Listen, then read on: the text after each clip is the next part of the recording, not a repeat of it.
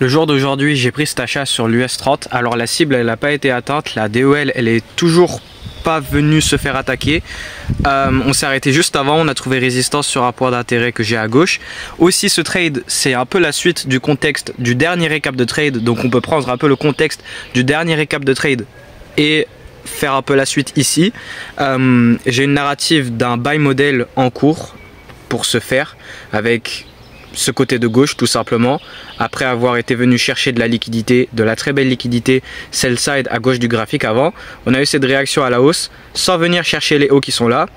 Ensuite, aujourd'hui on a refail de prendre ces hauts et là on a une sorte de compression. Donc là on a eu le gap de nouvelle semaine, l'ouverture du gap de nouvelle semaine. Là c'est un lundi.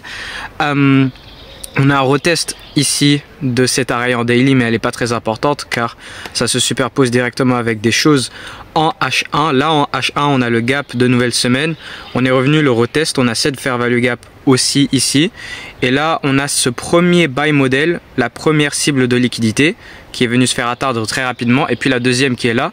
Mais comme vous savez, moi je mets toujours des 2 RR. Ok, peut-être je peux viser un peu plus loin si c'est très clair que le prix il va aller chercher la DOL qui est un peu plus loin que mon 2 RR, mais pour cause de constance et de moi qui juste kiffe les 2 RR, j'ai mis le 2 RR par rapport au SL qui était mon risque et j'ai fait x2.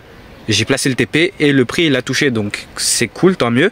Mais la DOL, la Draw on Liquidity pour ce buy model n'est pas venu se faire atteindre. Alors là, côté de gauche, on a fermé le vendredi, on a ouvert le lundi, on a dip, on a touché, on est revenu dans ce gap ici. Puis ensuite on a l'ouverture de minuit, le prix il a monté durant la session de Londres et la session de New York on retrace. Et ce qui se passe, c'est que la bougie horaire de 8 heures avant le market open, il a formé cette IFVG. La bougie horaire de 9 heures, elle retrace, rejection block pour ensuite rebondir à la hausse, cloître, fermer la bougie de 9 heures ici en haut. Puis à l'ouverture de la bougie de 10 heures, on est venu frôler la DOL, toucher mon TP par chance et ensuite retracer. Et actuellement le prix il distorte un peu, mais je pense qu'on va remonter. Mais bref, là c'est au moment où je fais ce récap de trade. Et ce qui s'est passé, c'est que déjà on a eu cette très belle clôture M15, la bougie de 9h30 avec CSD, on a sweep interne, gap M15, des gaps inversés, et on a ces points d'intérêt tout simplement. Et sur le 5 minutes, alors très beau setup hein. Sur le 5 minutes, ici ça c'est la bougie de 9h30, elle a sweep interne, elle tape dans mes points d'intérêt et ensuite on a eu ce très joli CSD, création d'order block. J'ai pris mon achat, bam, au retest et sur le 1 minute, pareil 3 minutes, gap inversé, etc. On est venu retest, fair value gap 3 minutes, mais je regarde pas trop le 3 minutes, mais sur le 1 minute, on a le market structure shift en 1 minute. Le prix m'a donné ce retracement et je suis entré sur le retour de cette fair value gap ici. Pour moi, celle-ci, elle va rester breakaway. Celle-ci, c'est celle qui a créé le MSS, mais je regarde pas trop en bas ici. J'ai quand même mon stop loss tout en bas ici. Mais j'ai acheté sur le retour dans ce gap après que le prix il a fait toute la shift de structure de baissier vers la hausse pour ensuite s'aligner avec les higher time frame, les temporalités plus hautes qui sont forcément haussiers. Et ensuite ce qui s'est passé, alors là j'ai pris cet achat à 9h44, juste avant la macro de 9h45 à 10h15. Pourquoi? Parce que c'est au moment où ça m'a donné mon entrée de 1, donc le prix il était timé, et de 2 il y a une annonce économique à 9h45 qui a propulsé le prix vers la hausse, et à ce moment là on a re-IFVG, re-SD, et ensuite on est parti droit vers le TP. Premier objectif à gauche ici atteint pour ce premier buy model. Ok, on descend côté de gauche, on atteint ces points d'intérêt, le prix il monte, shift interne, bref tout ça, et très bonne entrée. Bref, ceux qui comprennent mon modèle, comprennent ma stratégie, vous le savez très bien, c'est un excellent setup. Juste le prix il n'est pas venu chercher là-haut. Là en horaire nous avons clôturé, bon après on s'en fiche hein. Là je viens de récap le trade, ok très bien.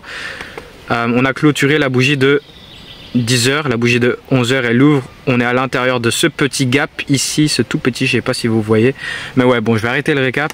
Vous avez capté, très bon setup.